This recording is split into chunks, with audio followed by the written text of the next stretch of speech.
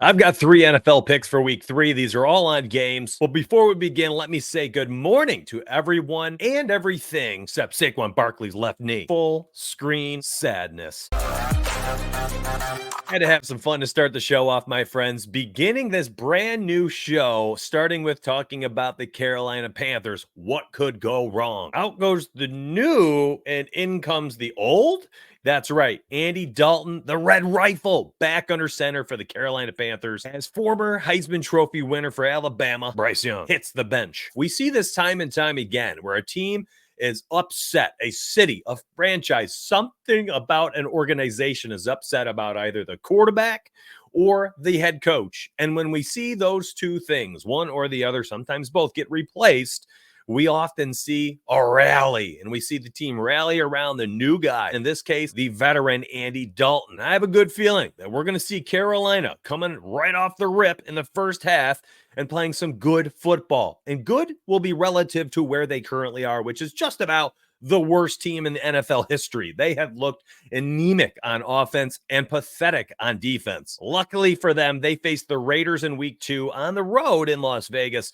But I digress. I don't think it matters where they are or who they're playing. They're going to play better football. I expect them to keep this game relatively close, and I'm taking the plus 5.5. Now, what kind of line is this? I don't understand it. I'm taking the 49ers -7 on the road in Los Angeles. Doesn't matter to me whatsoever. The Los Angeles Rams are missing bodies, and the most important ones, both Puka Nacua and Cooper Kupp out. This offense is going to be in shambles. They looked it in week 2 against the Cardinals. Wretched beatdown. They were down 34-3 at one point, and I'm concerned about this game and their ability to hang with the 49ers, even if their defense shows up, which it just hasn't through the first 2 weeks of the NFL season. Why are we saying that they can keep it within a touchdown against the Niners? And while the Niners offense is a little volatile, and I understand potentially missing Deebo Samuel in week 3, already no CMC, Jordan Mason has looked great in the backfield. Brandon Ayuk's health is returning. George Kittle looks fantastic. And I still think that they can win by more than a touchdown here. And here's a wild stat that really backs up where I am with this.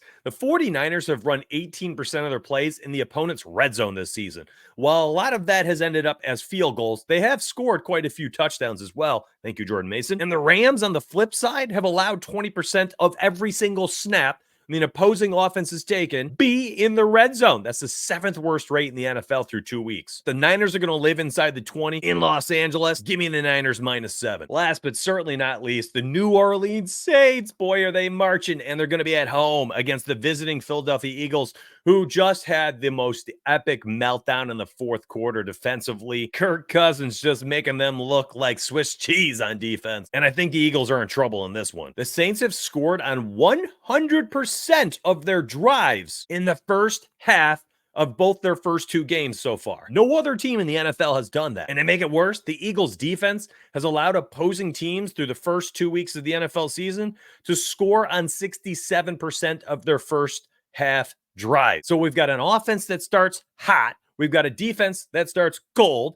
and they're on the road after a Monday night loss and a meltdown at home, and they're traveling into New Orleans, who looks insanely good right now. And let's say for some reason the Eagles defense shows up, the Saints offense slows down, and we've got a very close game going into the 4th quarter on the road for the Eagles, Saints at home. Here's the nail in the coffin for why I like the Saints money line. Since 2023, Derek Carr has a 91.6 quarterback rating in the 4th quarter. The Eagles defense, on the other hand, has allowed the 3rd highest quarterback rating in the 4th quarter for the past 2 seasons.